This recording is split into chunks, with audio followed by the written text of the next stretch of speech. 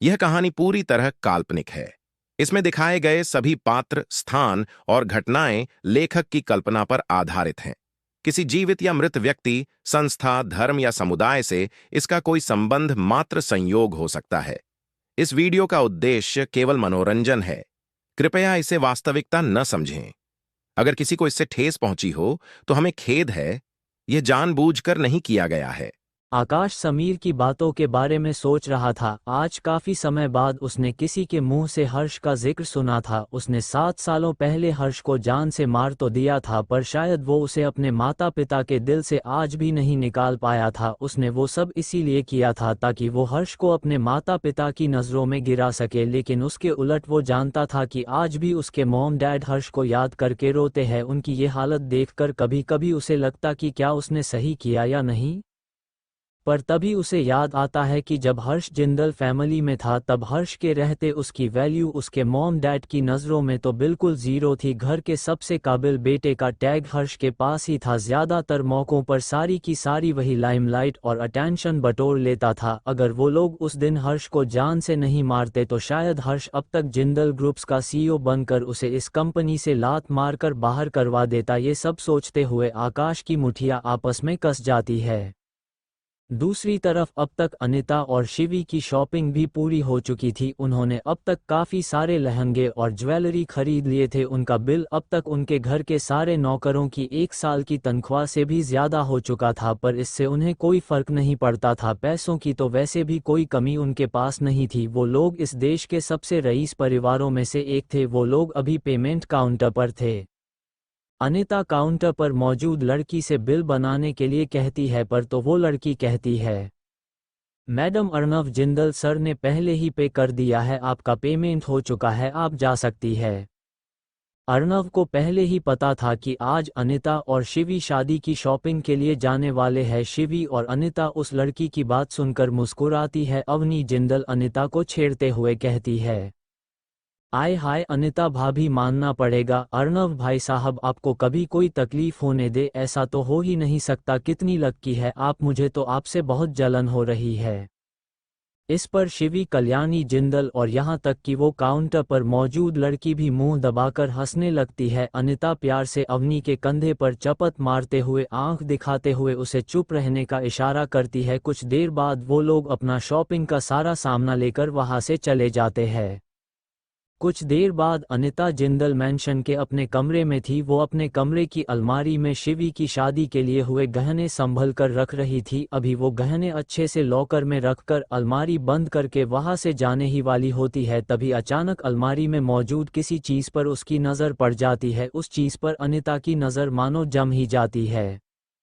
अनिता उस चीज को अलमारी से बाहर निकालकर कुछ देर तक देखने लगती है। दरअसल अनिता के हाथ में एक ज्वेलरी का बॉक्स था। ये ज्वेलरी थोड़ी पुरानी थी पर लग काफी कीमती रही थी।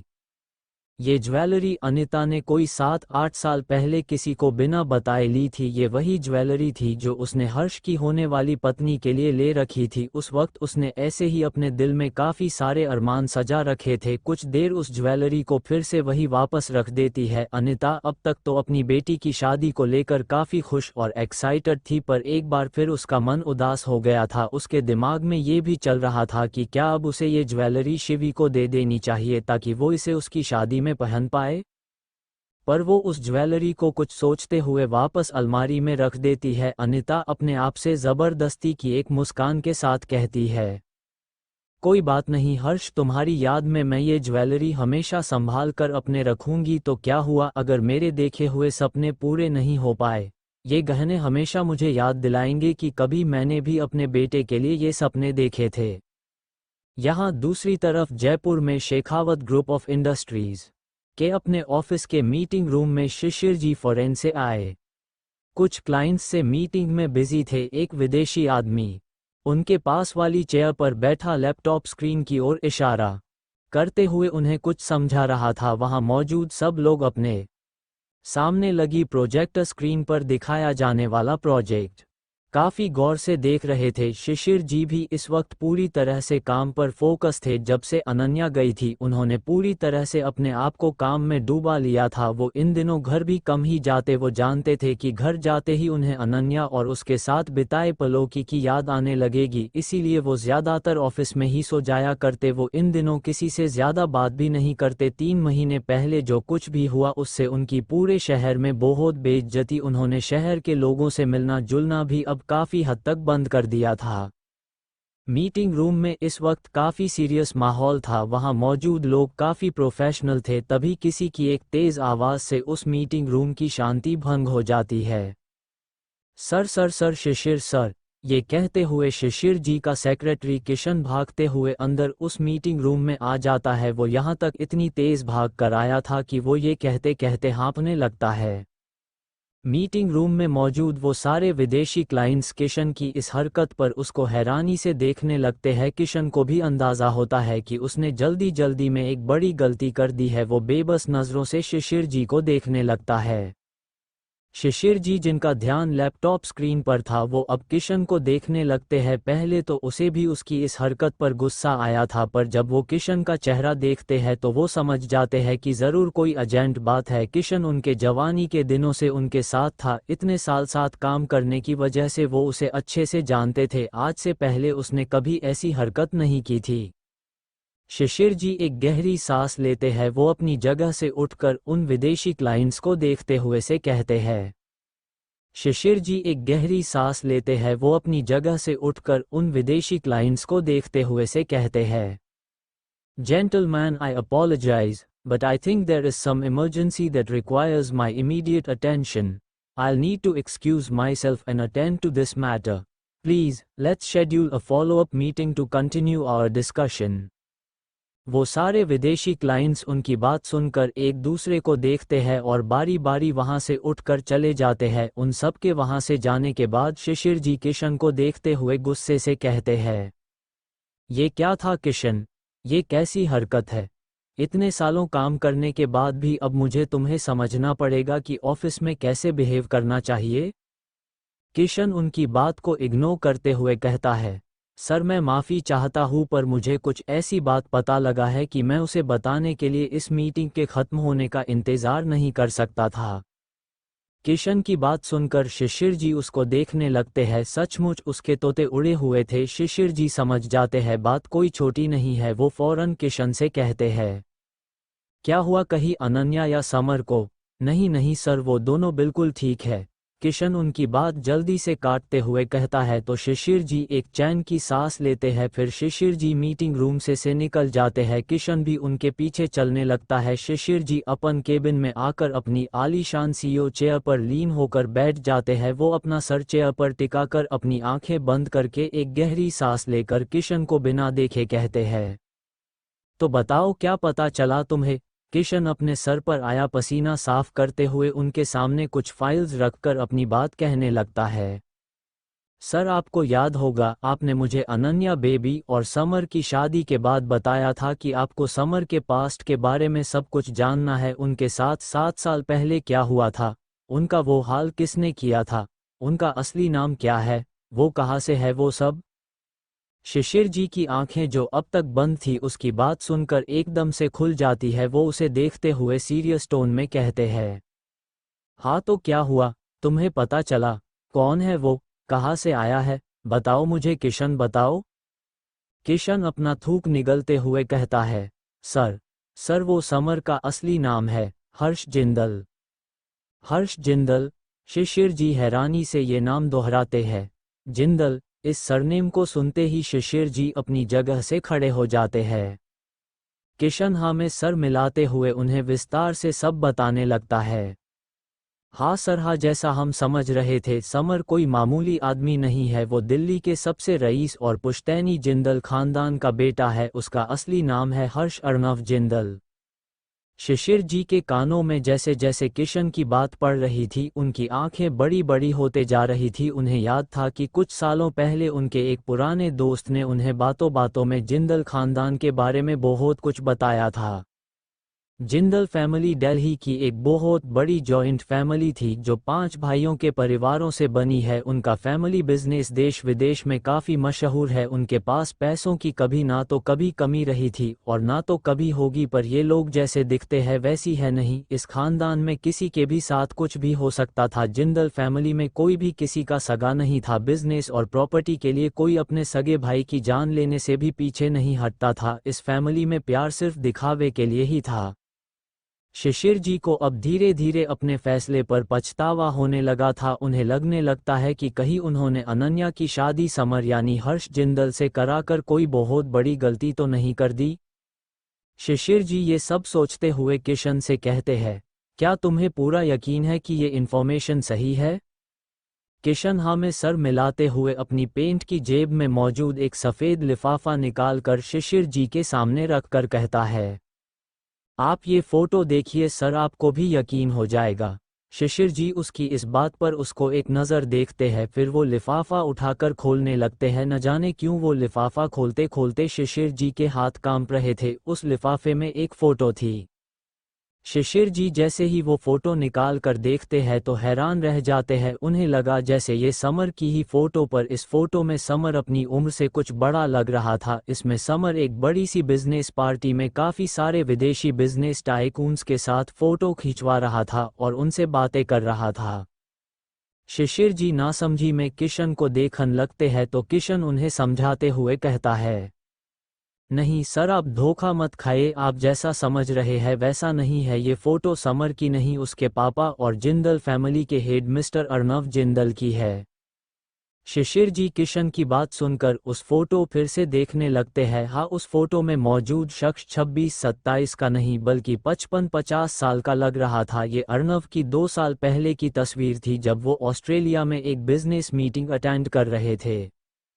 किशन आगे कहता है, हाँ सर, ये मिस्टर अर्नव जिंदल है। ये जिंदल फैमिली के हेड और समर यानी कि हर्ष इनका और इनकी पत्नी अनिता जिंदल का बेटा है।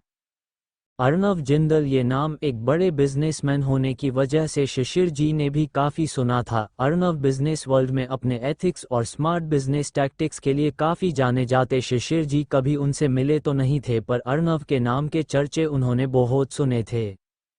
शिशिर जी अपनी जगह पर बैठकर कुछ देर कुछ सोचने लगते हैं, फिर वो किशन को देखते हुए कहते हैं, तो फिर ये सब कैसे हुआ हर्ष के साथ? अगर वो सच में अर्नव जिंदल जैसे बड़े बिजनेस टायकून का बेटा है तो वो आज उनसे इतना दूर क्यों है? क्यों वो ऐसी जिंदगी जी रहा है? उसके साथ वो सब किसने किया था? और क्या मिस्टर जिंदल को पता है उनका बेटा आज किस हाल में है?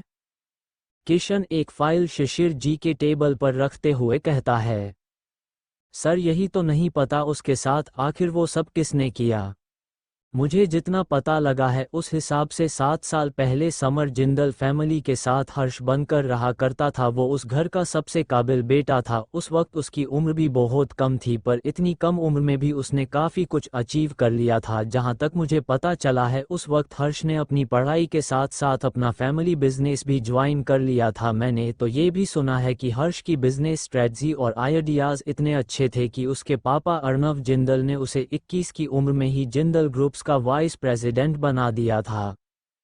शिशिर जी उसकी बात सुनकर हैरान थे। इतनी कम उम्र में हर्ष को इतनी बड़ी कंपनी का वाइस प्रेसिडेंट बनाया गया था, उन्हें तो यकीन नहीं हो रहा था। तो उसके साथ ऐसा क्या हुआ था कि वो आज इस हाल में है?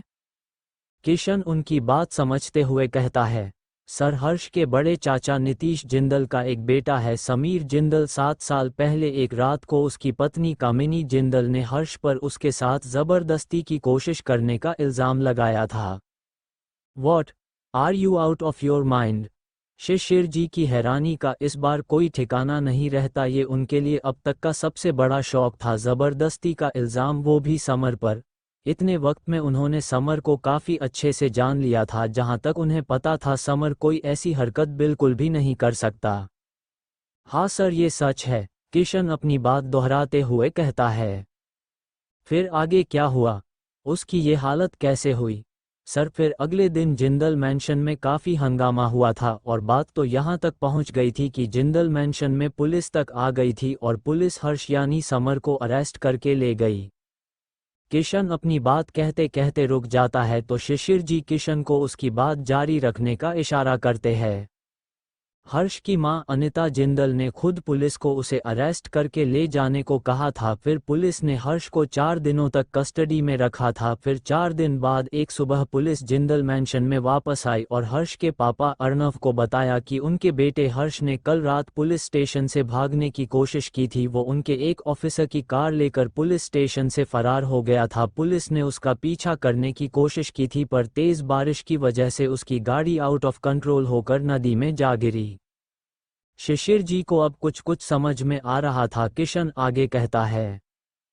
फिर उसके बाद काफी दिनों तक सर्च ऑपरेशन चले थे पर हर्ष की लाश उन लोगों को कहीं नहीं मिली। वो नदी भी आगे जाकर समंदर से मिलती थी तो उन लोगों को लगा शायद हर्ष की लाश को कोई समुद्री जानवर खा गया होगा, तो पुलिस ने वो सर्च ऑपरेशन भी कुछ दिनों बाद बंद कर दिया था।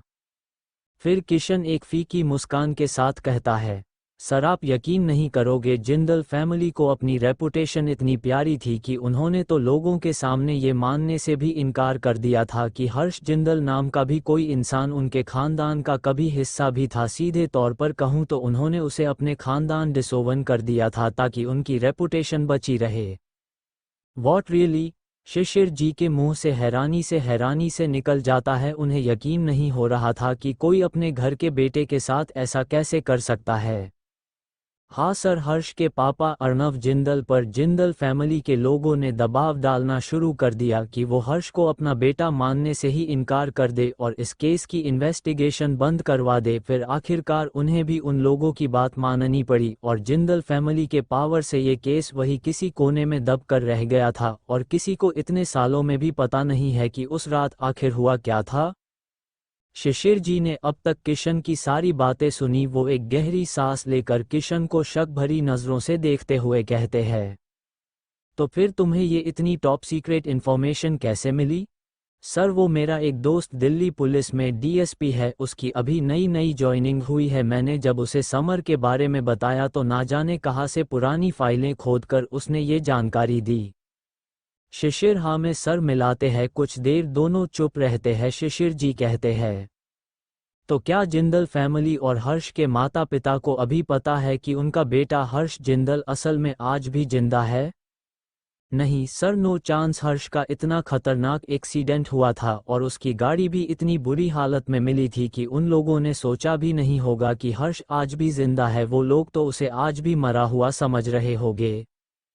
किशन उन्हें यकीन दिलाते हुए कहता है, तो जिंदल फैमिली ने इस मामले को इतने सालों से दबा रखा है और वो भी सिर्फ अपनी रेपुटेशन के लिए। शिशिर केबिन की खिड़की से बाहर देखते हुए कहते हैं, हाँ सर, शायद यही वजह है कि इतने सालों में आज तक हर्ष अपने बारे में कुछ भी पता नहीं लगा पाया और हर जगह समर बनकर घूमता है। किशन उदास होते हुए जवाब देता है। दोनों इस बात खामोश थे। दोनों को समर के लिए काफी बुरा लग रहा था। उस बेचारे को तो पता भी नहीं था कि इस दुनिया में उसका एक परिवार भी है। भरी जवानी में उसे क्या क्या देखना पड़ रहा था। तुम्हें क्या लगता है किशन, क्या समर मतलब हर्ष ऐसा कुछ कर सकता है? शिशिर जी किशन को गौर से देखते हुए कहते हैं।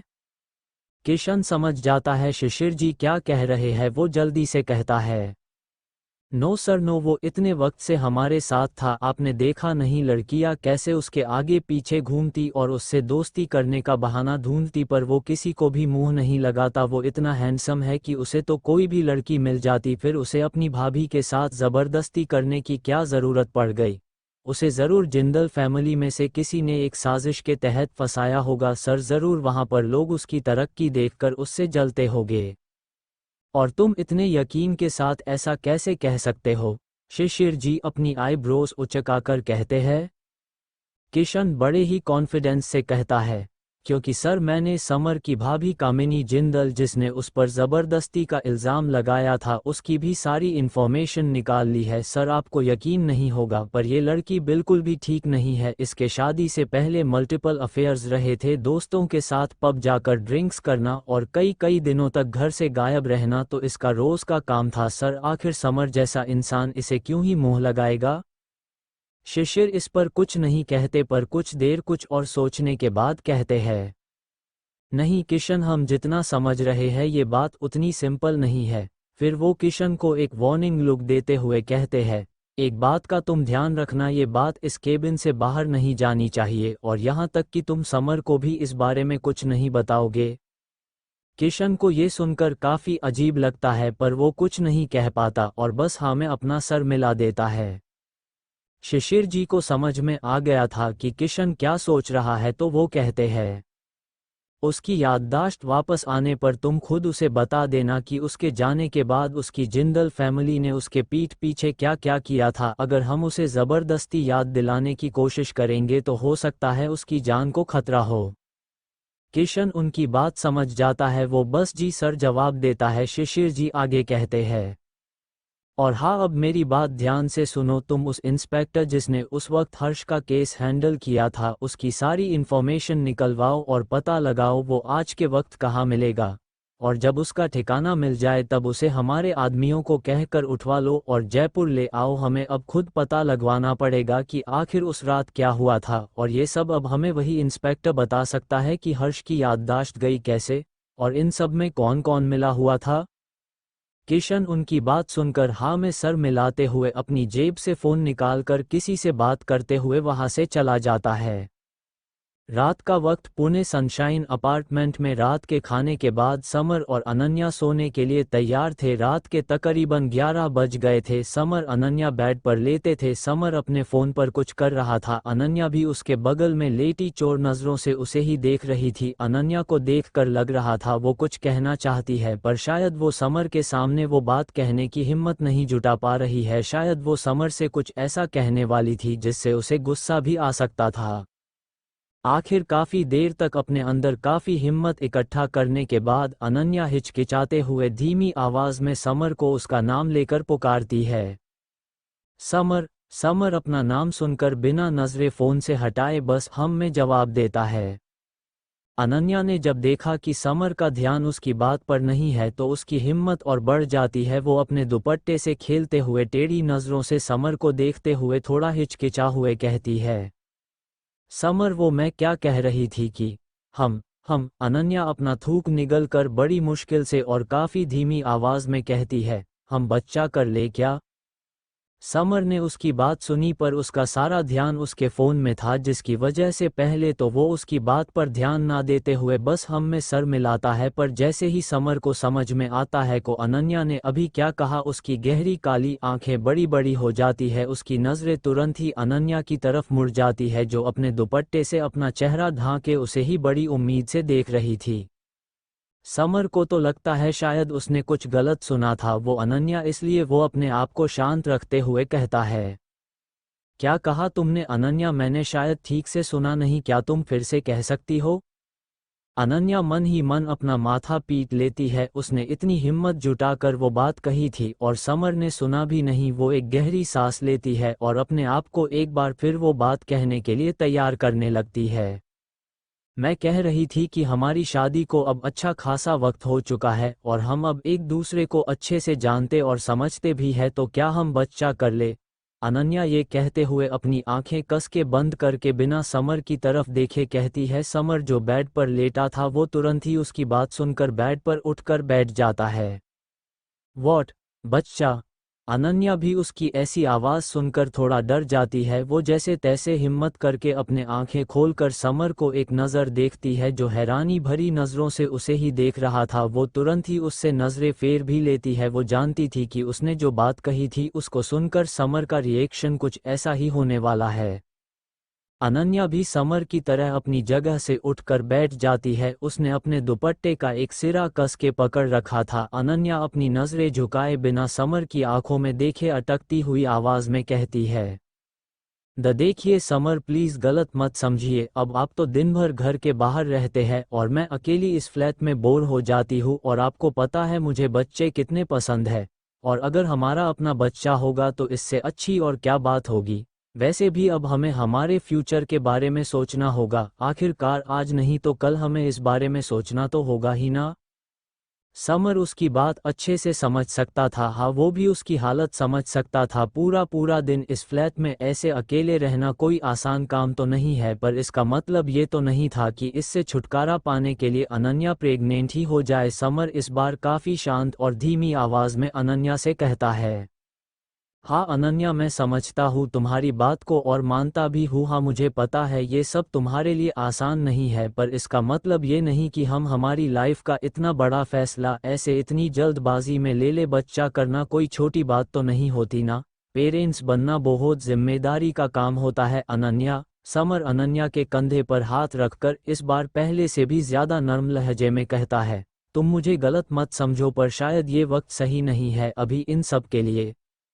अनन्या का चेहरा उसकी बात सुनकर थोड़ा लटक जाता है। समर भी ये देख सकता था। वो जल्दी से उसका चेहरा अपने हाथों में भरकर कहता है, पर तुम उदास मत होना, मैं तुमसे वादा करता हूँ कि हम फ्यूचर में इसके बारे में ज़रूर सोचेंगे, ओके। अनन्या उसकी बात सुनकर बस मन महसूस कर रह जाती है। वो बिना समर की तरफ देखे बस हाँ में अपना सर मिला देती है। समर को उसका उतरा हुआ चेहरा अच्छा तो नहीं लगता, लेकिन फिलहाल वो कुछ न कहने में ही अपनी भलाई समझता है। किसी तरह उसने अनन्या से शादी के लिए अपने आप को तैयार किया था और अब बच्चा। कुछ देर बाद अनन्या सो जाती है और पूरे कमरे में अंधेरा पसर जाता है। समर भी उसके बगल में लेटा था, पर उसकी आंखों में नींद बिल्कुल भी नहीं थी। वो बस अनन्या की कही बातों के बारे में ही सोच रहा था। अनन्या की बात सुनकर उसके दिल में कुछ गुदगुदी सी हो तो रही थी। आज से पहले उसने कभी अपने आप को एक बाप के तौर पर इमेजिन नहीं किया था। वो सोच रहा था अगर सच में कभी उसका और अनन्या का बच्चा होगा तो वो कैसा होगा। क्या वो लड़की होगी या लड़का, क्या वो उसकी तरह दिखेगा या अनन्या की तरह। पर वो ये भी जानता कि था अनन्या अभी इन सब के लिए तैयार नहीं है। वो खुद अभी किसी बच्ची से कम नहीं है। ये सोचकर समर अपने पास लेटी अनन्या के हसीन और सुंदर चेहरे को देखने लगता है, जो अंधेरे में भी चमक रहा था। वो ये साफ साफ देख सकता था कि अनन्या का चेहरा नींद में भी थोड़ा मुरझाया हुआ है। वो उसके मुरझाए हुए चेहरे को देखते हुए अपने मन में कहता है, सॉरी अनन्या, मैं अभी तुम्हारी ये ख्वाहिश पूरी नहीं कर सकता। तुम इस दुनिया में मेरी सबसे बड़ी कमज़ोरी हो और मैं नहीं चाहता कि अभी मेरी एक और कमज़ोरी इस दुनिया में आ जाए। तुम शायद जानती नहीं, मैंने कई दिनों से तुम्हें यहाँ इस फ्लैट में छुपा तो रखा है, पर अब भी ऐसे कई खतरे हैं जो तुम पर मंडरा रहा है। जब तक मैं उन खतरों को पूरी तरह से टाल नहीं देता, हम इतना बड़ा कदम नहीं उठा सकते। ये कहकर समर अनन्या के चांद के टुकड़े जैसे माथे पर धीरे से अपने होठ रख देता है। 2 दिन बाद जिंदल मैंशन में दोपहर का वक्त। मैंशन में आज सुबह से ही काफी चहल पहल थी। जगह जगह नौकर चाकर घूम घूम कर मैंशन के काम और सजावट में लगे थे, क्योंकि आज शिवी की हल्दी का फंक्शन था। सारिका और हर्षिता मेकअप आर्टिस्ट्स के साथ शिवी को उसके कमरे में तैयार कर रहे थे। शिवी बेमन से वहां बैठी थी। कुछ देर बाद वो सब लोग मिलकर शिवी को तैयार कर देते। उस है येलो लहंगे में शिवी का गोरा रंग निखर कर आ रहा था। वो बला की खूबसूरत लग रही थी। तभी अनिता भी वहां आ जाती है। नीचे मैंशन के गार्डन में हल्दी के लिए आई औरतें काफी देर से दुल्हन का इंतजार कर रही थी, इसलिए अनिता शिवी को बुलाने के लिए आई थी। अनिता जैसे ही अपनी बेटी को उस पीले लहंगे में देखती है, उसे लगा मानो वो खुद को ही देख रही है। वो बिल्कुल अनिता की तरह दिख रही थी। अनिता की तो आंखें छलक उठी। वो चलकर शिवी के पास आती है। उसे तो यकीन ही नहीं हो रहा था कि उसकी बेटी इतनी बड़ी हो गई। अनिता अपनी आंखों से थोड़ा सा काजल निकालकर शिवी के कान के पीछे लगाते हुए एक फीकी मुस्कान के साथ भरे गले के साथ कहती है, बहुत सुंदर लग रही है तू, बस तुझे किसी की नज़र ना लगे। इस पर वहां खड़े सब लोग मुस्कुराने लगते हैं। सारिका जो कि वही खड़ी थी, वहां का माहौल थोड़ा हल्का करने के लिए अनिता से शिवी को छेड़ते हुए कहती है, डोंट वरी अनिता चाची, शिवी दीदी को किसी की नज़र नहीं लगेगी, और जब हमारे शिवांश जीजू शिवी दीदी को ऐसे देखेंगे तो देख लेना वो तो घायल ही हो जाएंगे। इस पर वो दोनों मेक आर्टिस्ट हंसने लगती है। हर्षिता भी अपना मुंह दबाकर हंसने लगती है। आखिरकार वो अपनी सास के सामने खिलखिलाकर तो हंस नहीं सकती थी ना। अनिता भी सारिका की बात सुनकर हल्का सा मुस्कुराती है, जबकि शिवी अब तक शर्म से पूरी लाल हो गई थी। अनजाने में उसका चेहरा ब्लश भी कर रहा था। कुछ देर बाद शिवी को लेकर वो तीनों नीचे जिंदल मैंशन के गार्डन में आ जाती है। वहां दिल्ली के बड़े बड़े रईस खानदानों से आई हुई काफ़ी सारी औरतें जमा थी। इस फंक्शन में जेंट्स अलाउड नहीं थे। काफ़ी सारे वेटर्स उन सबको ड्रिंक्स सर्व कर रहे थे। कुछ देर में ये फंक्शन शुरू हो जाता है। शिवी को सामने रखी बड़ी सी क्वीन चेयर पर बिठाया जाता है। बारी बारी औरतें आकर उसे हल्दी लगाने लगती है। अनिता कुछ दूरी पर खड़ी ये सब देख रही थी। उसकी आंखें अब भी थोड़ी नम थी। अब कुछ दिन में उसकी लाडो भी उसे छोड़कर जाने वाली थी। आज भी हमेशा की तरह अनिता को अपने बेट हर्ष की भी याद आ रही थी। 2 साल पहले आकाश की शादी उसने अच्छे से धूमधाम से करवाई थी और अब शिवी की शादी भी वैसे ही धूमधाम से हो रही थी, पर उसे अफसोस था कि वो हर्ष के लिए ऐसा कुछ नहीं कर पाई थी। इसी तरह जल्द ही शिवी की हल्दी का फंक्शन अच्छे से समाप्त हो जाता है।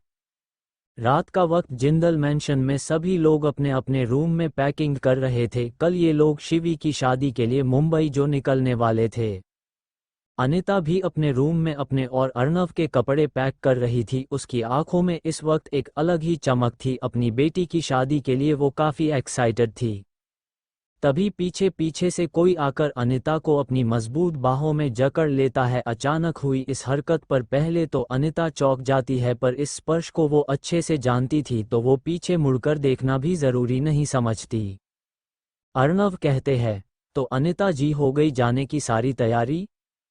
अनिता भी अपना काम करते हुए कहती है, हाँ हमारे कपड़े तो सारे पैक हो गए हैं, अब बस शिवी को देख कर आना है कि उसकी पैकिंग हुई है कि नहीं। अर्णव इस बार उसे अपनी बाहों से अलग करके एक झटके से उसके दोनों हाथ पकड़कर उसे अपने सामने कर देते हैं। अर्णव, क्या कर रहे हैं आप? यहाँ मैं काम कर रही हूँ और आपको रोमांस सूझ रहा है। कभी तो बड़े हो जाए, अब आपकी छोटो बेटी की शादी होने जा रही है, छोटी बहन की नहीं। अनिता इस बात इरिटेट होते हुए कहती है, पर अर्णव उसकी बात सुनकर बेफिक्र अंदाज में मुस्कुराते हुए कहते हैं, अनिता जी हमारे हिसाब से ना इंसान को अपने अंदर के बच्चे को कभी मरने नहीं देना चाहिए। ओहो आप और आपकी बातें, अनिता कहती है और वो भी हल्का मुस्कुरा देती है। अनिता, तुम खुश हो ना इस शादी से? तुम्हें शिवांश ठीक लगता है ना हमारी शिवी के लिए? अनिता को ये सवाल थोड़ा अजीब लगता है। वो नासमझी में कहती है, क्या हुआ अर्णव, आप ऐसा सवाल क्यों कर रहे हैं? हाँ शिवांश अच्छा लड़का है और मुझे लगता है वो शिवी के लिए एक अच्छा जीवन साथी है, पर आप ये सवाल ऐसे क्यों पूछ रहे हैं? अनिता की इस बात पर अर्णव एक गहरी सांस लेकर ना में सर मिलाते हुए कहते हैं, कुछ नहीं बस ऐसे ही। अर्णव आप फिक्र मत कीजिए, मैं खुश हूँ इस शादी से। हाँ माना ये सब बहुत जल्दी हो रहा है, पर आज नहीं तो कल ये सब तो होना ही था ना। अनिता अर्णव के मन की बात समझकर कहती है। अर्णव हैरान थे कि अनिता ने उनके मन की बात कैसे पढ़ ली, पर वो जानते थे कि अनिता से बेहतर उन्हें कोई और समझ भी नहीं सकता था। इसीलिए शायद उन्होंने सालों पहले शहर भर की अमीर लड़कियों को छोड़कर गांव की छोरी अनिता का हाथ थामा था।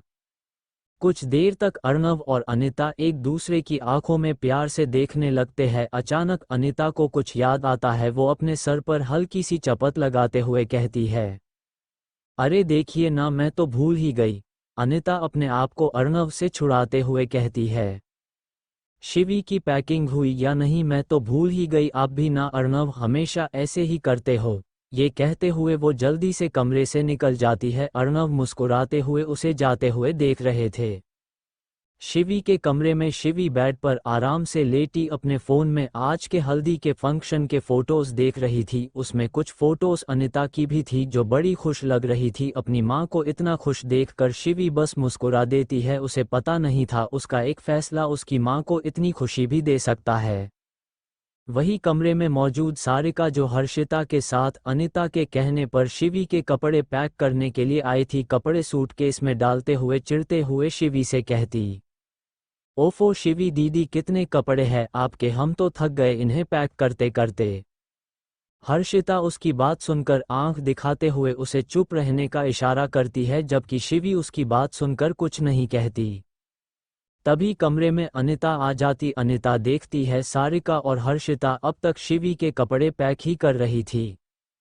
अनिता हल्के गुस्से में कहती है, अरे तुम दोनों अब तक कपड़े पैक ही कर रही हो, मैंने तुम दोनों को शाम में कहा था कपड़े पैक करने के लिए, तुम दोनों भी ना। तुम दोनों भूल गई, हमें कल सुबह निकलना है मुंबई के लिए और फिर तुम दोनों को तुम्हारे कपड़े भी तो पैक करने हैं। शिवी अनिता को आया देख अपनी जगह पर उठकर बैठ जाती है। अनिता की बात सुनकर सारिका अपने दांतों तले जीभ दबा देती है, जबकि अपनी सांस की ऐसी आवाज़ सुनकर हर्षिता की सांसें तो मानो उसके गले में ही अटक जाती है। पर इससे पहले कि हर्षिता या सारिका अनिता से कुछ कहती, शिवी उन दोनों की साइड लेते हुए अपनी माँ से कहती है, डोंट वरी मॉम, सब हो जाएगा, आप फिक्र मत कीजिए। अनिता कुछ कहने वाली थी पर शिवी पलके झपकाकर उसे शांत रहने का इशारा करती है। ठीक है, पर जल्दी करना ये सब। ये कहकर अनिता वहां सा जाने लगती है। जाते जाते उसकी नज़र अचानक कपड़े पैक कर रही हर्षिता पर पड़ती है और तभी उसे कुछ याद आता है। वो हर्षिता को देखते हुए कड़क आवाज में कहती, हर्षिता, आकाश कहाँ है? क्या उसके पास घर आने का टाइम नहीं है? क्या उसे पता भी है कि उसकी बहन की शादी है 3 दिन में? वो माँ वो। हर्षिता के मुंह से बस यही शब्द निकल पाते हैं। दरअसल उसे भी नहीं पता था कि आकाश इन दिनों कहाँ था। वो जब भी आकाश को फ़ोन करती, आकाश उसे बुरा भला कहकर फ़ोन काट देता। अरे क्या वो? अच्छा ये बताओ, वो कल आ रहा है हमारे साथ मुंबई? अनिता फिर एक बार कड़क आवाज़ में कहती है। हर्षिता इस बात पर कुछ सोचते हुए कहती है, वो मॉम, वो उन्होंने कहा है कि उनकी कुछ इम्पॉर्टेंट मीटिंग्स है तो वो 1-2 दिन बाद खुद मुंबई आ जाएंगे। हर्षिता ने ये बात अभी के लिए इस टॉपिक को टालने के लिए कही थी। उसे तो पता भी नहीं था कि आकाश शादी में आएगा भी या नहीं। अनिता उसकी बात सुनकर अपने दांत पीसते हुए मन में बड़बड़ाते हुए कहती है, ये लड़का और इसकी मीटिंग सब जानती हूँ मैं। अनिता आगे बिना कुछ कहे वहां से पैर पटकते हुए निकल जाती है। हर्षिता एक चैन की सांस लेती है। अगले दिन सुबह पूरी की पूरी जिंदल फैमिली मुंबई के लिए निकल जाती है। तकरीबन 15 लग्जरियस कार्स सुबह के वक्त जिंदल मैंशन से रवाना हो जाती है और कुछ ही देर में ये सब जिंदल फैमिली के प्राइवेट जेट से मुंबई के लिए उड़ान भरते हैं। शिवी, अनिता और सारिका तीनों एक साथ बैठी थी। अनिता देख सकती थी उसकी बेटी शिवी काफी देर से बिल्कुल चुप और गुमसूम थी और कहीं खोई हुई थी। शिवी को पहले तो लगा था कि वो इस कैपेबल है कि वो ये सब संभाल लेगी, पर जैसे जैसे शादी का वक्त नज़दीक आ रहा था उसे समय के साथ ज्यादा डर लग रहा था। अनिता उसके हाथ पर हाथ रखती है। शिवी आंखें उठाकर अपनी माँ की आंखों में देखती है तो वो उसे आंखों से ही रिलैक्स होने का इशारा करती है, मानो आंखों से ही कह रही हो, सब ठीक होगा। अर्णव भी ये सब कुछ दूरी पर बैठे देख रहे थे। अर्णव चलकर उन दोनों के पास आते हैं और सारिका को अपनी जगह पर जाकर बैठने के इशारा करते हैं। सारिका वहां से चली जाती है तो वो उसकी जगह बैठ जाते हैं। अर्णव भी शिवी के हाथ पर हाथ रखते हुए काफी प्यार भरी आवाज में कहते हैं, डोंट वरी शिवी, कुछ भी हो जाए तुम्हारे मॉम डैड तुम्हारे साथ हमेशा है। उनकी इस बात पर शिवी उन्हें एक नज़र देखती है तो वो हाँ में अपनी पलकें झपका देते हैं। वहीं दूसरी तरफ अपने ऑफिस में बैठा समर, जो कि अपने सामने बैठे 2 हटे कट्टे लोगों का इंटरव्यू ले रहा था, उसकी जेब में रखा फ़ोन बजने लगता है। वो देखता है ये उसके मैनेजर सुरेश का कॉल है। समर कॉल रिसीव करता है। समर, आज तुम्हें ड्यूटी के लिए मुंबई जाना पड़ेगा। वहां पिछली बार की तरह आज फिर एक हाई प्रोफाइल शादी है जिसकी सिक्योरिटी की सारी जिम्मेदारी शील्ड एंड कोर पर है। मैं तुम्हें लोकेशन भेज देता हूँ, ध्यान रखना। समर, ये काफी हाई प्रोफाइल शादी है, बहुतों की नज़र है इस पर। समर उसकी बात सुनकर ठीक है कहकर फ़ोन कट कर देता है। कुछ ही सेकंड्स में सुरेश उसे लोकेशन भेज भी देता है। समर वहां से निकल जाता। वहां से निकलते निकलते वो अनन्या को भी फ़ोन कर देता है। हेलो अनन्या, तुम रेडी हो जाओ, आज हमें फिर मुंबई जाना है। मैं तुम्हें आधे घंटे में पिक कर लूँगा। अनन्या खुश होते हुए कहती है, तो क्या आज मैं फिर से श्रुति से मिलूंगी? अनन्या एक्साइटेड होते कहती है, हाँ ठीक है, मैं तुम्हें उसके यहाँ छोड़ दूंगा, अब तुम जल्दी से तैयार हो जाओ। समर कड़क आवाज में कहता है। उसकी बात और टोन में अनन्या के लिए साफ साफ एक वार्निंग छुपी थी।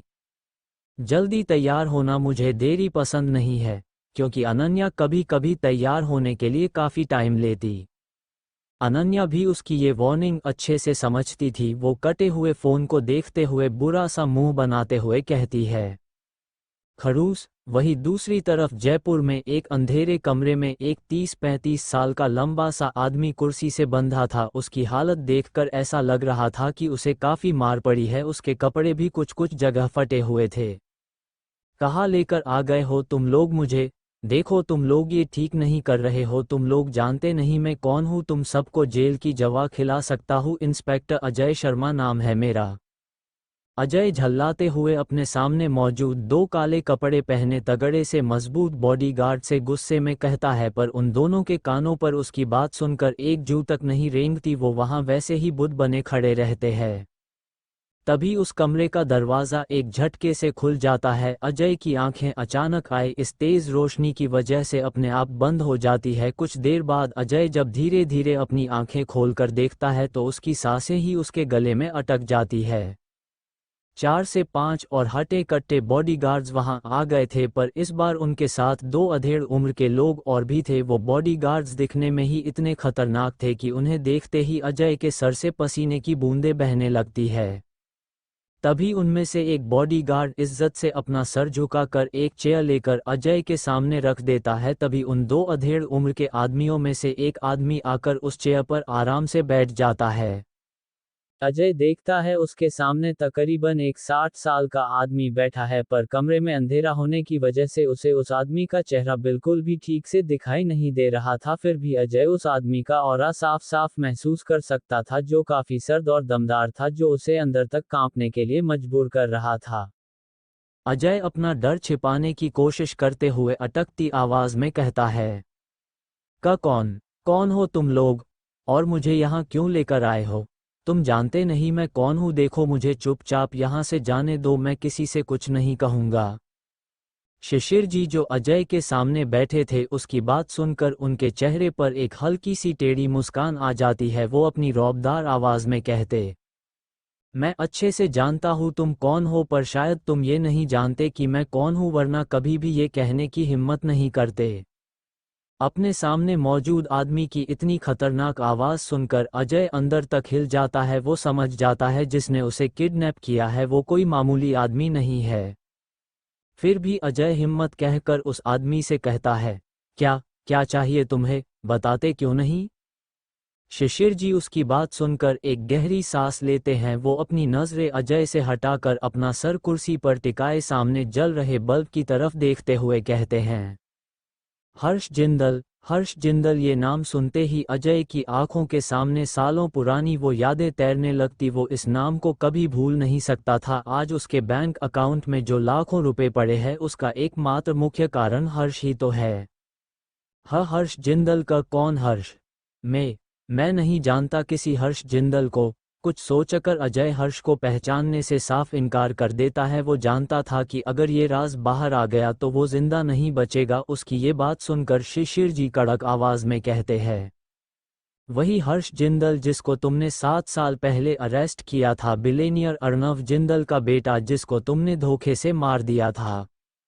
अजय शिशिर जी की ये बात सुनकर हैरान रह जाता है, क्योंकि ये राज उसके अलावा बहुत कम लोगों को पता था और उसने वैसे भी इस मामले को काफ़ी स्मार्टली दबा दिया था। हैरान होने की ज़रूरत नहीं है, मुझे तुम्हारे काले कारनामों के बारे में सब पता है और अब मैं चाहता हूँ कि तुम खुद अपने मुंह से सब सच उगलो। शिशिर जी अजय को घूरते हुए कहते हैं। अजय फिर भी अपनी बात पर अटल रहता है। वो अटकती आवाज़ में कहता है, देखो हर्ष ने उसकी भाभी के साथ ज़बरदस्ती करने की कोशिश की थी और मैंने उसे उसकी मां के कहने पर ही गिरफ्तार किया था। मेरी उससे कोई पर्सनल दुश्मनी नहीं थी। फिर ना जाने क्यों उसने उस रात पुलिस स्टेशन से भागने की कोशिश की और फिर उसका एक्सीडेंट हो गया। बस बात इतनी सी ही है, इसके अलावा मुझे कुछ नहीं पता। अजय को अपनी इस कहानी पर काफ़ी कॉन्फिडेंस था। उसे लगा वो इन लोगों को भी जिंदल फैमिली के लोगों की तरह अपनी ये कहानी सुनाकर बेवकूफ़ बना देगा, पर अगले ही पल शिशिर जी उसका ये कॉन्फिडेंस तोड़ देते हैं। शिशिर जी डरावनी टोन में कहते हैं, देखो अजय, मैंने ये बाल धूप में सफ़ेद नहीं किए हैं। मैं सब जानता हूँ। अगर तुमने हर्ष के साथ कुछ नहीं किया तो फिर तुम्हारे अकाउंट में 50 लाख रुपए कैसे आए? तुम तो एक इंस्पेक्टर हो ना, और जहां तक मुझे पता है एक इंस्पेक्टर की सैलरी इतनी तो नहीं होती। सच सच बताओ तुमने उसके साथ उस रात क्या किया था और तुम्हें ये सब करने के लिए किसने कहा था? अगर तुम सच बताओगे तो हो सकता है तुम्हारे यहाँ से जिंदा बच जाने के चांसेस कुछ % बढ़ जाए, और अगर तुम्हें अपनी जान की फिक्र नहीं है तो मैं तुम्हें बताना चाहता हूँ कि तुम्हारे जो बीवी और बच्चे हैं ना, जिन्हें तुमने केरला में छुपा रखा है, मेरे आदमियों के निशाने पर है मेरा एक इशारा और वो लोग। नहीं नहीं, उन्हें कुछ मत करना, मैं बताता हूँ आपको सब कुछ। अजय शर्मा लगभग गिड़गिड़ाते हुए कहता है। वो तो शिशिर जी की पहली बात सुनकर जम सा गया था, क्योंकि बहुत कम लोगों को उसके बीवी बच्चों के बारे में पता था जिन्हें उसने अपने दुश्मनों से बचाने के लिए केरला में कहीं छिपा रखा था। अजय को अब शिशिर जी की बात सुनकर अंदाजा हो चुका था कि सामने मौजूद ये लोग काफ़ी खतरनाक है और कुछ भी कर सकते हैं, और अब वो ये राज इनसे और नहीं छिपा सकता। वहीं दूसरी तरफ जिंदल फैमिली का प्राइवेट जेट भी मुंबई में लैंड कर जाता है। सारे बॉडीगार्ड्स जेट को चारों तरफ से घेर लेते हैं, और जब उन्हें ये विश्वास हो जाता है कि बाहर सब कुछ ठीक है तो वो जिंदल फैमिली के लोगों को बाहर आने का इशारा करते हैं। एक एक करके जिंदल फैमिली के सारे मेंबर्स जेट से उतरने लगते हैं। कपूर फैमिली की तरफ से 3 लोग वहां पहले ही पहुंच गए थे। उन्हें रिसीव करने के लिए वो 3 जवान और काफ़ी हैंडसम लोग थे। उन तीनों के साथ आई हुई सर्वेंट्स आगे बढ़कर जिंदल फैमिली के सारे मेंबर्स को बारी बारी फूलों का हार पहनाकर उनका स्वागत करती है। ये लोग जो शायद शिवांश के कजिन्स थे, उनमें से एक अर्नव और अनिता को देखते हुए रिस्पेक्ट से कहता है, welcome Mr and Mrs Jindal, आपका हमारी इस सपनों की मायानगरी मुंबई में स्वागत है। अर्नव और अनिता अपने सामने मौजूद उस 24-25 साल के लड़के को हैरानी से देख रहे थे, जो इतनी कम उम्र का होते हुए भी इतना कॉन्फिडेंटली उनसे बात कर रहा था। उनकी नज़रों को भांपते हुए वो लड़का कहता है, मैं श्रेयस कपूर, शिवांश के चाचू का बेटा। अर्नव हाँ में सर मिलाते हुए कहते हैं, हाँ बेटा, थैंक्स फॉर थे ग्रैंड वेलकम। फिर श्रेयस उनके साथ मौजूद शिवी को देखते हुए कहता है, अरे भाभी, स्वागत है आपका हमारे इस मुंबई में, आप तो हमारी सबसे स्पेशल गेस्ट है। अपने लिए भाभी शब्द सुनकर शिवी कुछ अनकंफर्टेबल हो जाती है। अर्नव अनिता मुस्कुराते हैं, वहीं उसके साथ मौजूद सारिका उसे अपने कंधे से हल्का टच करती है। उसे छेड़ने के लिए शिवी उसे उसकी इस हरकत पर घूरने लगती है। श्रेयस अपने माथे पर एक चपत लगाते हुए कहता है, अरे देखो ना, मैं भी कब से यही खड़ा यहाँ वहाँ की बातें कर रहा हूँ। आप लोग इतना दूर से आए हैं, थक गए होगे।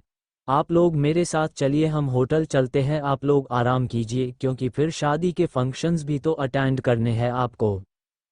इस पर सब हाँ में अपना सर मिलाते हैं। कुछ ही देर में एक बड़ा सा कारों का काफिला वहां से निकल पड़ता है और मुंबई की सड़कों पर दौड़ने लगता है।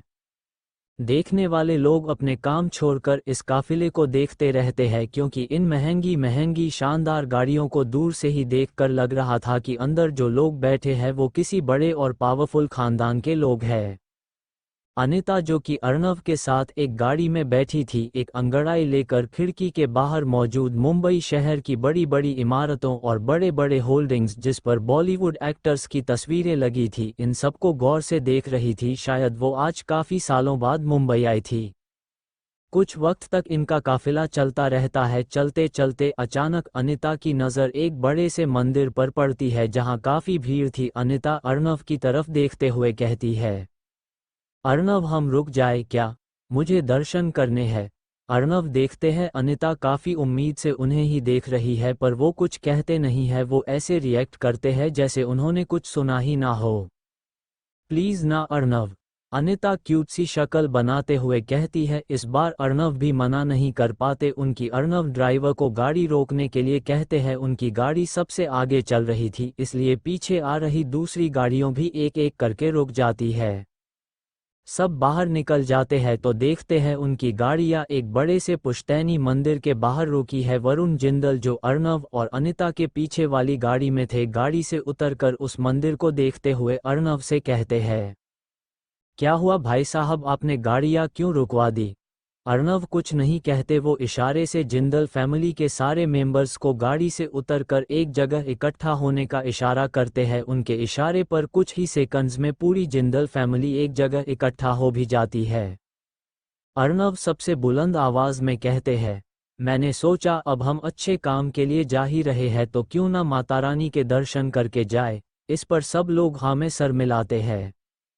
नीतीश जिंदल मंदिर में मौजूद भीड़ को देखते हुए अर्णव से कहते हैं, हाँ पर अर्णव देखो तो मंदिर में कितनी भीड़ है। अगर हम इस भीड़ के हटने के इंतजार करते रहे तो दोपहर हो जाएगी।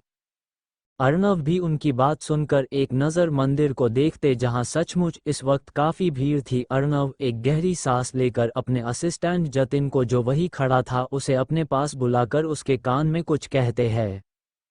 जतिन उनकी बात सुनकर अपना सर हाँ में मिलाते हुए कुछ बॉडीगार्ड्स को लेकर वहां से चला जाता है। जिंदल फैमिली के सारे लोग अर्णव को नासमझी में देखने लगते हैं, पर अर्णव उन्हें इशारे से ही शांत रहने का इशारा करते हैं और सच में कुछ ही देर में वो मंदिर अर्णव के ऑर्डर पर पूरा खाली हो जाता है। एक एक करके मंदिर में दर्शन करने आए हुए लोग वहां से खुसुर फुसुर करते हुए जाने लगते हैं। ये सब देखकर अनिता अर्णव को देखने लगती है जैसे उन्हें कह रही हो, आपको ऐसा नहीं करना चाहिए था। अर्णव उसकी बात समझकर धीरे से उसके कान में कहते हैं, तुम्हारे लिए कुछ भी। अर्णव सबको अंदर चलने का इशारा करते हैं तो पूरी जिंदल फैमिली मंदिर की ओर बढ़ने लगती है। वहीं दूसरी तरफ अजय शिशिर जी के सामने अपनी बात कहना शुरू करता है।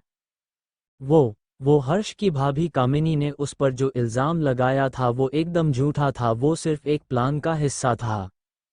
थोड़ी देर बाद शिशिर जी और किशन उस अंधेरे कमरे से, जो उनके ऑफिस के टॉप फ्लोर पर ही था, उससे बाहर आते हैं। दोनों के चेहरों पर हवाएं उड़ी हुई थी। शायद दोनों ने अजय के मुंह से कुछ ऐसा सुना था जो उनके लिए पूरी तरह से अनएक्सपेक्टेड था। फ्लैशबैक। अजय अपना सर झुकाए कहता है, वो जो इल्ज़ाम हर्ष की भाभी कामिनी ने उस पर लगाया था वो एक झूठ था, वो सिर्फ एक प्लान का हिस्सा था। उसने उस दिन काफ़ी चालाकी से हर्ष को अपने जाल में फंसाया था और औरत होने की वजह से किसी ने उस पर ज़्यादा शक भी नहीं किया, क्योंकि सारे सबूत हर्ष के खिलाफ थे और इत्तेफाक से खुद उसकी मां अनिता ने उसे वैसी हालत में कामिनी के साथ पकड़ा था, तो हर्ष चाहकर भी कुछ कर नहीं पाया था। ये सब मुझे भी पता है, तुम मुझे बस इतना बताओ कि ये प्लान था किसका और कौन था इसका मास्टरमाइंड। शिशिर जी तेज आवाज में कहते हैं। अजय कुछ देर चुप रहकर एक गहरी सांस लेता है, फिर वो कहता है, कामिनी, उसका पति समीर जिंदल और हर्ष का सगा भाई आकाश जिंदल, ये तीनों ही इस प्लान के मास्टरमाइंड थे। शिशिर जी उसकी बात सुनकर हैरान रह जाते हैं। आज उन्हें पता चला कि समर यानी हर्ष का एक भाई भी है। वो पीछे मुड़कर अपने पीछे खड़े किशन को हैरानी से देखते हैं, मानो पूछ रहे हो कि क्या ये सच कह रहा है, क्या समर का एक भाई भी है। किशन अपने हाथ में मौजूद फाइल में कुछ देर कुछ देखता है, फिर शिशिर जी के कानों में धीमी आवाज में कहता है, हाँ सर, ये ठीक कह रहा है। समर मतलब हर्ष का एक जुड़वा भाई और है। आकाश जिंदल और एक छोटी बहन भी है, शिवी जिंदल। इन दिनों आकाश जिंदल ग्रुप्स का वाइस प्रेसिडेंट है। शिशिर जी हाँ में सर मिलाते हुए फिर अजय की तरफ देखते हुए कहते हैं, क्या तुम जानते हो कि उन्होंने ये सब क्यों किया था? लालच और जलन, इसके अलावा और क्या ही हो सकता है। हर्ष के दोनों भाई समीर और आकाश जिंदल उससे बहुत जलते थे। वो हर मामले में उनसे आगे था और हर्ष के पापा अर्णव जिंदल उसे बहुत ही जल्द अपनी जिंदल कंपनी में एक बहुत बड़ी पोस्ट भी देने वाले थे। इस वजह से हमेशा से वो दोनों मिलकर हर्ष मारने की प्लानिंग करते और उसे मारने से ज्यादा जरूरी उनके लिए था उसे सबकी नज़रों में गिराना। वो हर्ष को जिंदल फैमिली के सारे लोगों की नज़रों में गिरा देना चाहते थे और इसके लिए उनके पास इससे बेहतर तरीका तो था ही नहीं। और इसमें उन लोगों ने मुझे भी शामिल कर लिया। उन्होंने मुझे 1 करोड़ का ऑफर दिया। मैं भी उस वक्त काफ़ी जोशीला नौजवान था। मैं भी इतने सारे पैसों का सुन लालच में आ गया। आखिर इतने पैसे एक साथ कमाने का मौका कहाँ मिलता है।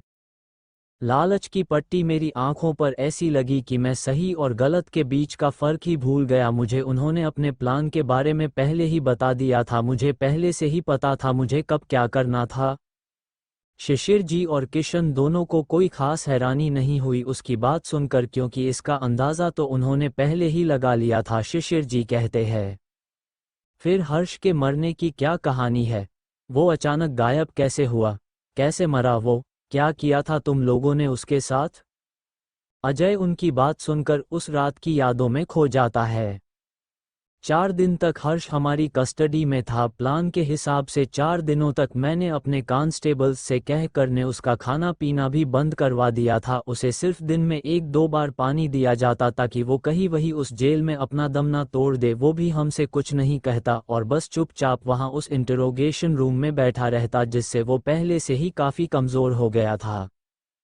फिर वो एक गहरी सांस भरकर आगे कहता है, उस रात आकाश और समीर के प्लान के मुताबिक रात के वक्त हम लोग हर्ष को लेकर पुलिस स्टेशन से निकल गए थे। फिर हम उसे लेकर शहर के बाहर एक सुनसान इलाके में जहां एक नदी बहती वहां ले आए। लगातार 4 दिनों से खाना न मिलने हर्ष उस वक्त इतना कमज़ोर था कि वो कुछ कर भी नहीं पा रहा था। तभी वहां समीर और आकाश भी अपने कुछ लोगों के साथ आ गए। उन दोनों ने उस दिन मानो हर्ष पर अपनी सारी नफरत, गुस्सा और जहर जो भी उनके मन में था सब उतार दिया। उन दोनों ने उसके साथ वो किया जो मैं शब्दों में बयान भी नहीं कर सकता। उन दोनों ने अपने आदमियों से कहकर हर्ष की ताबड़तोड़ पिटाई करवाई।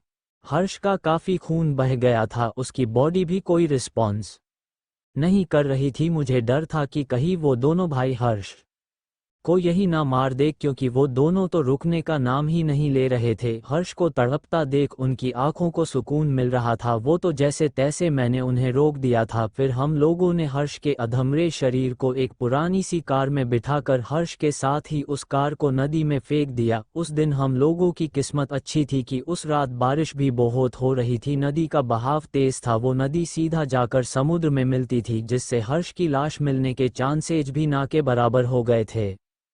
अजय शिशिर और किशन की तरफ देखकर कहता है, और जैसा कि हमने सोचा था वैसा ही हुआ। उस दिन के बाद हर्ष की लाश कभी नहीं मिली। उसकी लाश न मिलने की वजह से उसका कभी पोस्टमार्टम भी नहीं हुआ। इसी वजह से इतने सालों बाद भी ये राज सिर्फ एक राज है कि हर्ष का एक्सीडेंट नहीं हुआ था, उसकी हत्या हुई थी और वो खुद उसके भाइयों ने की थी। शिशिर जी और किशन ने उसकी पूरी अच्छे से दोनों एक नज़र एक दूसरे की तरफ देखते हैं। दोनों को समझ आ गया था कि हर्ष की याददाश्त गई कैसे और वो हर्ष से समर कैसे बना। तुम जैसे राक्षसों को नर्क में भी जगह नहीं मिलनी चाहिए। कुछ पैसों के लिए अपना ईमान बेच दिया तुमने। अरे कम आस कम उस वर्दी की लाज रख लेते जो तुम पहन के घूमते हो। किशन गुस्से से कहता है। उसको यकीन नहीं हो रहा था कि कोई अपना मतलब निकालने के लिए इतने नीचे कैसे गिर सकता है। पर शिशिर तब भी चुप थे। वो बिना कुछ कहे वहां से बाहर आ जाते हैं। किशन भी उनके साथ बाहर आ जाता है। Flashback ends. सर हमें अब क्या करना चाहिए? क्या हमें हर्ष को बता देना चाहिए इन सब के बारे में? किशन एक्साइटेड होते हुए कहता है। पर शिशिर जी चुप थे, वो कुछ सोच रहे थे। शिशिर दरअसल अनन्या के बारे में भी सोच रहे थे, क्योंकि वो जानते थे कि उनकी बेटी का जीवन भी अब हर्ष से जुड़ा है। वो जहां जाएगा अनन्या को भी उसके साथ जाना ही पड़ेगा। हर्ष का रिश्ता जिन जिन लोगों के साथ है उनके साथ अनन्या का रिश्ता भी अपने आप बंध जाएगा। अभी उसे कुछ बताने की ज़रूरत नहीं है। उसकी याददाश्त वापस आने दो, फिर वहीं फैसला लेगा कि आगे क्या करना है। ये कहकर शिशिर जी वहां से जाने लगते हैं, पर वो जाते जाते रुक जाते हैं। वो बिना पीछे मुड़े ही किशन से कहते हैं, ये अजय यहाँ से जिंदा बच कर नहीं जाना चाहिए। इसने जो हर्ष के साथ किया उसकी सज़ा इसे मिलनी ही चाहिए। तुम समझ रहे हो ना? इतना कहकर शिशिर बिना किशन की कोई और बात सुने वहां से चले जाते हैं। किशन उन्हें हैरान से जाता हुआ देख रहा था। दूसरी तरफ मुंबई में जिंदल फैमिली मंदिर में दर्शन कर रही थी। अर्णव के कहे अनुसार वो मंदिर पूरी तरह से खाली था। अनिता, जो अर्णव के साथ सबसे आगे खड़ी थी, अपनी आंखें बंद करके हाथ जोड़कर मन में कहती है, आपने मुझे जिंदगी में सब कुछ दिया। आपने मुझे एक गांव की लड़की से जिंदल खानदान की बहू बना दिया, इतना प्यार करने वाले पति दिया, बच्चे दिए। पर मेरी आपसे बस इतनी शिकायत है कि आपने मुझसे मेरा बच्चा हर्ष क्यों छीन लिया? वो मेरा बेटा था, मैंने उसे अपनी कोख से जन्म दिया था। अरे आप मेरी उम्र उसे दे देते, मैं बिल्कुल भी बुरा नहीं मानती, पर आपने तो मुझे जीते जी मौत से बदतर जिंदगी दे दी। पिछले 7 सालों में मैं कैसे घुट घुट कर जी हूँ मुझे ही पता है। ये सब कहते हुए अनिता की आंखें पूरी तरह से आंसुओं से भीग गई थी। उसका प्यारा सा चेहरा बिल्कुल लाल पड़ गया था। बस मैं इतना कहना चाहती हूँ कि बस मेरा हर्ष मुझे लौटा दो, मेरा हर्ष मुझे लौटा दो। अभी अनिता ये सब कह ही रही थी कि तभी उस मंदिर के बाहर एक वाइट स्विफ्ट डिजायर कार आकर रुकती है। गाड़ी से एक जवान जोड़ा बाहर निकलता है। हाँ, ये दोनों कोई और नहीं हर्ष और अनन्या ही थे। ये दोनों मुंबई के लिए निकले थे। दोनों की गाड़ी यहाँ से गुजर ही रही थी, तभी अनन्या की नज़र मंदिर पर पड़ती है और वो हर्ष से वहाँ दर्शन करने की जिद करने लगती है। हर्ष भी उसकी जिद को टाल नहीं पाता और वो उसे लेकर यहाँ आ जाता है। 7 सालों बाद आज आखिरकार आ गया है। हर्ष अपने परिवार के बेहद करीब क्या आ जाएगा। हर्ष अपने माता पिता के सामने क्या पहचान पाएगा अपने मॉम डैड को। हर्ष, समर और अनन्या चलकर मंदिर के पास आते हैं। वो देखते हैं मंदिर के बाहर बहुत भीड़ है और लोग आपस में कुछ बात कर रहे हैं। उन्हें समझ नहीं आ रहा था कि ये लोग अंदर जाकर पूजा करने की बजाय यहाँ मंदिर को बाहर से क्यों देख रहे हैं। वो दोनों एक नज़र एक दूसरे को देखते हैं, फिर मंदिर की तरफ जाने लगता है।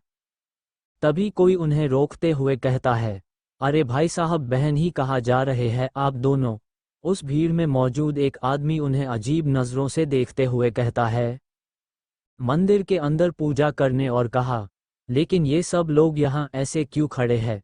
समर कहता है तो वो आदमी इस पर हंसते हुए कहता है, अरे हम सब भी तो यहाँ पूजा करने के लिए ही आए थे, पर यहाँ दिल्ली से कुछ बड़े लोग आए हैं जिन्होंने अपने एक इशारे पर पूरा मंदिर खाली करवा दिया। मजबूरन हम सबको मंदिर से बाहर आना पड़ा। अभी फिलहाल वो दिल्ली से आए बड़े खानदान के लोग अंदर दर्शन कर रहे हैं। उनके दर्शन होने तक हमें यही रुकना पड़ेगा। समर और अनन्या को उस आदमी की पूरी बात समझ आ चुकी थी। वो दोनों मंदिर की तरफ देखते हैं जहां काफी सारे हटे कट्टे बॉडीगार्ड्स पहरा दिए खड़े थे जो किसी को भी अंदर जाने नहीं दे रहे थे। अनन्या गुस्से में आकर उस आदमी से कहती है, अरे ये क्या बात हुई, ऐसे कैसे कोई हमें मंदिर जाने से रोक सकता है, वो भी अपना पावर और पैसों के दम पर। वो आदमी अनन्या की बात सुनकर अपना सर हिलाते हुए बेबसी से कहता है, देखिए ना बहन जी, पर अब इन पैसों वाले लोगों को कौन समझाए। इनके लिए तो जहां ये खड़े रहते हैं वही उनके बाप दादा की जहांगीर होती है। देखिए ना, हम कब से यहाँ खड़े हैं पर बाहर आने का नाम ही नहीं ले रहे। अनन्या को काफी गुस्सा आ रहा था। वो कुछ और भी कहने वाली थी पर समर उसका हाथ पकड़कर हल्का सा दबा देता है। अनन्या उसकी इस हरकत पर उसकी तरफ देखती है तो वो उसे चुप रहने का इशारा करता है। हर्ष चारों तरफ उस जगह को अपनी आंखों से स्कैन करता है। मंदिर के चारों तरफ बेहद दमदमदार और हटे कट्टे बॉडीगार्ड्स हाथों में मशीन गन्स लिए खड़े थे। उन्हें देखकर ही समझ आ रहा था कि अंदर जो लोग हैं वो कोई मामूली परिवार के तो बिल्कुल भी नहीं है। फिर समर एक नज़र कुछ दूर पर खड़ी उन रईस लोगों की गाड़ियों को देखता है जो कि काफ़ी महंगी और शानदार थी। एक एक गाड़ी की भी कीमत करोड़ों में थी।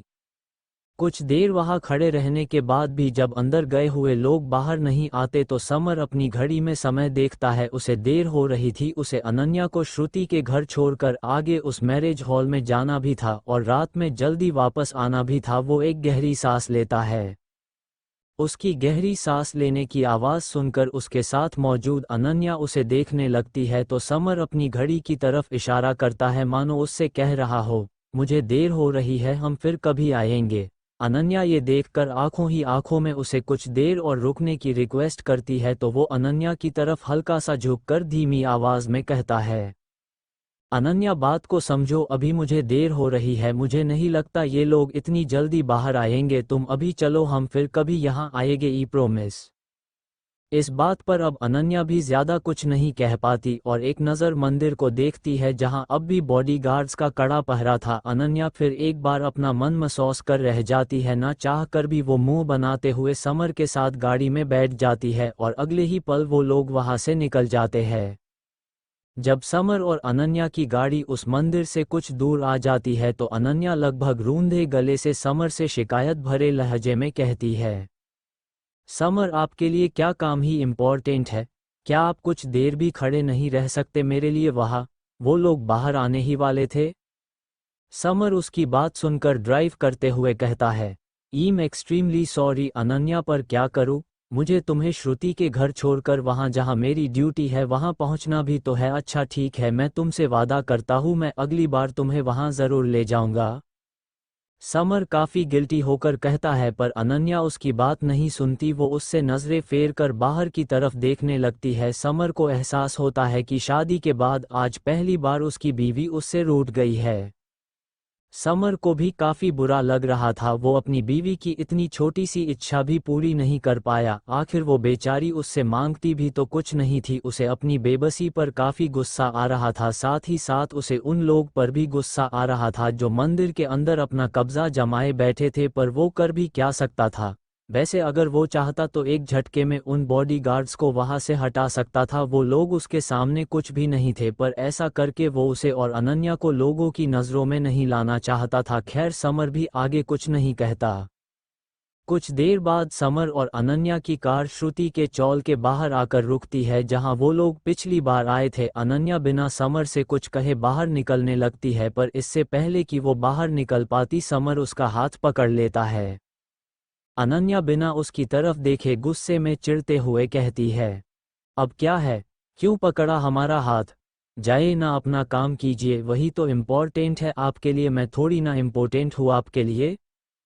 समर उसकी बात सुनकर मुस्कुराता है। अगले ही पल वो अनन्या को पकड़कर उसे अपने सामने करता है। समर ने अनन्या को उसकी दोनों बाजुओं से पकड़ रखा था। अनन्या उससे छूटने की कोशिश भी नहीं करती। उसे पता था वो समर से नहीं छूट सकती। वो बस अपना छोटा सा सर और फूला हुआ मुंह झुकाए उसके सामने बैठी थी। समर को उसे यूं देखकर काफी मजा आ रहा था और उस पर बेहद प्यार भी आ रहा था। वो ऐसे बहुत प्यारी लग रही थी। समर मुस्कुराते हुए प्यार भरी आवाज में अनन्या से कहता है, गुस्सा हो? इस पर अनन्या बिना अपना सर उठाए चिढ़ते हुए कहती है, आपको उससे क्या, आप जाइए और अपना काम कीजिए। फिर वो अपने गले में मौजूद समर के नाम के मंगलसूत्र को समर को दिखाते हुए कहती है, इसे मेरे गले में क्यों डाला? अपने काम के गले में ही डाल देते ना, वो तो आपके लिए मुझसे भी ज्यादा इम्पोर्टेंट है ना।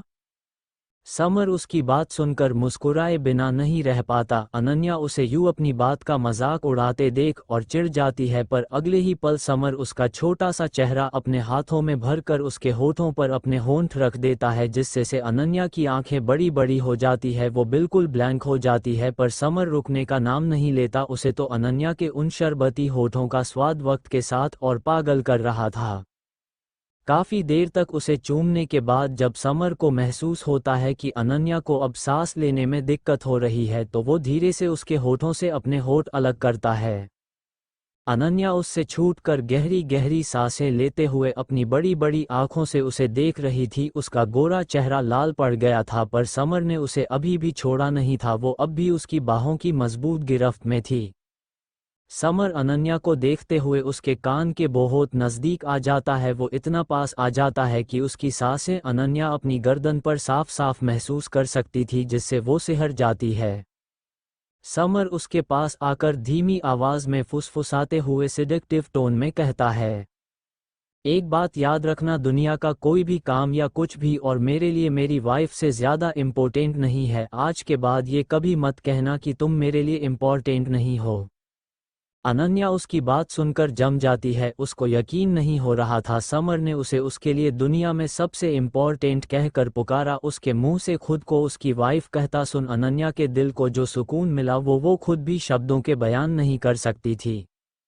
अनन्या को यूं अपनी सोच में गुम देख समर मुस्कुराता है। अगले ही पल वो खुद ही अनन्या के दुपट्टे से उसका चेहरा ढाक देता है, पर अनन्या को तो इसका होश था ही नहीं। वो अपनी अलग ही दुनिया में खो गई थी।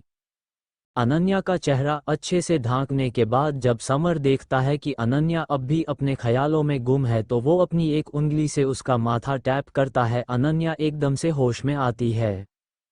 क्या हुआ, क्या हुआ? अनन्या चौंकते हुए कहती है, तो समर भी मुस्कुराते हुए उसे छेड़ते हुए कहता है, कहाँ खो गई? जाना नहीं है अपनी फ्रेंड के पास? अनन्या जल्दी से होश में आती है। हाँ हाँ बाय। इतना कहकर अनन्या तेज कदमों से गाड़ी से उतरकर वहां से श्रुति के घर की तरफ चली जाती है। उसकी अब और हिम्मत नहीं हो रही थी समर को और फेस करने की। समर उसे यूं भागता देख मुस्कुराता है। वो उसे देखते हुए मन में कहता है, पागल लड़की। कुछ देर बाद वो देखता है अनन्या श्रुति के घर पहुंच गई है, तो वो भी वहां से निकल जाता है। कुछ दूर चलने के बाद समर अपनी एक उंगली अपने होठों पर रखता है जिन पर अभी भी अनन्या के मुलायम होठों का स्पर्श मौजूद था। समर गाड़ी के फ्रंट मिरर में अपने आप को देखता है, वो अभी भी मुस्कुरा रहा था। शायद आज उसने भी जिंदगी में पहली बार खुद को यूं मुस्कुराते देखा था। वो हैरान था, अनन्या ने उसे सचमुच काफी बदल दिया था। वही अनन्या भी श्रुति के घर पहुंच गई थी। श्रुति जैसे ही दरवाज़ा खोलती है तो सामने देखती है एक लड़की जिसका चेहरा उसके दुपट्टे से ढका है, उसके सामने खड़ी है। फिर भी उसे अनन्या को पहचानने में ज़्यादा देर नहीं लगी। अरे अनन्या, तू आ गई, आखिरकार तुझे आ ही गई अपनी सहेली की याद, श्रुति कहती है। पर अनन्या उसकी किसी बात पर ध्यान दिए बिना उसकी इजाज़त सीधा उसके घर के अंदर आ जाती है और अंदर मौजूद छोटे से बेड पर बैठ जाती है और लंबी लंबी सांसें लेते हुए किसी गहरी सोच में डूब जाती है। श्रुति उसे नासमझी में देखते रहती है, वो भी आकर उसके पास बैठ जाती है।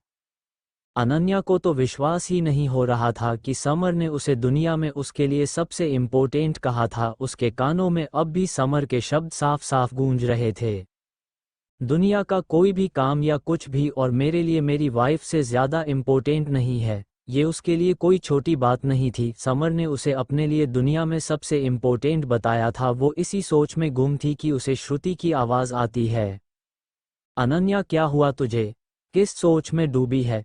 फिर वो कुछ सोचकर कहती है, तेरे और जीजू के बीच सब ठीक है ना। अनन्या उसकी आवाज़ सुनकर होश में आती है। वो हड़बड़ाते हुए कहती है, हाँ हाँ सा सब ठीक है। तू बता, तू ठीक है ना। हाँ मैं तो ठीक हूँ, पर तुझे क्या हुआ, तू ये दुपट्टा अपने चेहरे से क्यों नहीं हटा रही। ये कहते हुए वो एक झटके से अनन्या के चेहरे से उसका दुपट्टा हटा देती है। पर जब वो अनन्या का चेहरा देखती है तो वो हैरान रह जाती है। अनन्या का चेहरा बिल्कुल लाल था। उसके चेहरे पर वो पिछली जब आई थी आज उससे कई गुना ज्यादा ग्लो था। उसके कान, गाल, नाक, होठ सब लाल थे। श्रुति अनन्या को छेड़ते हुए कहती है, ओए होए होए, इतना ग्लो, लगता है बात बहुत आगे निकल चुकी है। सच सच बता, तेरे और जीजू के बीच वो सब हुआ है क्या। अनन्या उसकी बात सुनकर उससे नजरें चुराते हुए उसके कंधे पर हल्की चपत लगाते हुए नकली गुस्सा दिखाते हुए कहती है, तू भी ना श्रुति, बहुत बेशर्म है। ऐसा कुछ नहीं है।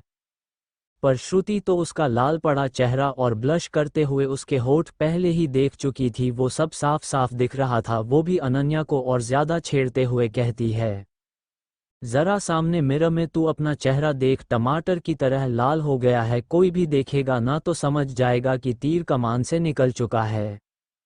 अनन्या उसकी बात सुनकर सामने लगे मिरर में अपना चेहरा देखती है, जिस पर सच में आज एक अलग ही नूर था जो उसने आज से पहले खुद भी कभी नहीं देखा था। उसके गाल, कान, नाक सब कुछ लाल थे। श्रुति इस बार सीरियस टोन में उसके दोनों बाजू पकड़कर कहती है, सच बता अनन्या, क्या तुम दोनों के बीच। वो अपनी बात अधूरी ही छोड़ देती है और अनन्या के जवाब का इंतजार करने लगती है। अनन्या भी अपना सर झुकाए ब्लश करते बस हाँ में अपना सर मिलाती है तो श्रुति खुशी से चहकते हुए उसे गले से लगा लेती है। ओहो अनन्या, तूने तो मुझे कितनी बड़ी खुशखबरी सुनाई है, मैं बता नहीं सकती मैं तुम दोनों के लिए कितनी खुश हूँ। श्रुति आज अपनी फ्रेंड के लिए बहुत खुश थी। उसे याद था जब अनन्या पिछली बार आई थी तो कितनी उदास थी, क्योंकि उस वक्त उसके मुताबिक समर उस पर ध्यान ही नहीं देता था। ऐसे ही पूरा दिन इन दोनों की बातें चलती रहती है। वहीं दूसरी तरफ अब जिंदल फैमिली होटल कपूर्स भवन में पहुंच गई थी। इस होटल को शिवांश और शिवी की शादी के लिए नई दुल्हन की तरह सजाया गया था। चारों तरफ उनकी शादी की सजावट थी। श्रेयस और उसके सारे साथी मिलकर एक एक करके पूरी जिंदल फैमिली को उनके कमरे दिखा देता है। कुछ देर बाद शिवी और सारिका को जो कमरा मिला था वो उसमें थी। शिवी देखती है ये इस होटल के सबसे महंगा और लग्जरियस स्वीट था जो उसे दिया गया था। सारिका ये देखकर शिवी के मज़े लेते हुए कहती है, ओहो शिवी दीदी, शिवांश जीजू तो अभी से आपके बारे में इतना सोचने लगे हैं, वरना सोचिए होटल का सबसे महंगा और लग्जरियस कमर आपको ही क्यों दिया गया। इस पर शिवी उसे आंख दिखाते हुए कहती है, सारिका तू ना पिटेगी मेरे हाथ से, तू आजकल बहुत बोल रही है, देखना जब तेरी शादी होगी तब मैं तेरा क्या हाल करती हूँ। इस पर सारिका अपने कान पकड़कर मुंह बनाते हुए कहती है, अच्छा अच्छा, सॉरी सॉरी दीदी, अब नहीं छेड़ूंगी आपको। खुश शिवी उसकी बात सुनकर उसे आंख दिखाते हुए वॉशरूम में चली जाती है। वही इसी बीच दुनिया के किसी और ही कोने में एक सुनसान से आइलैंड पर बने एक बड़े से बंगलो में एक शख्स एक अंधेरे कमरे में बैठा कुछ सोचते हुए सिगार के कश लगाए जा रहा था। इस अंधेरे और सिगार के धुएं में तो वो किसी शैतान का भी पूर्वज लग रहा था, क्योंकि उसका चेहरा अंधेरे की वजह से साफ साफ नजर नहीं आ रहा था।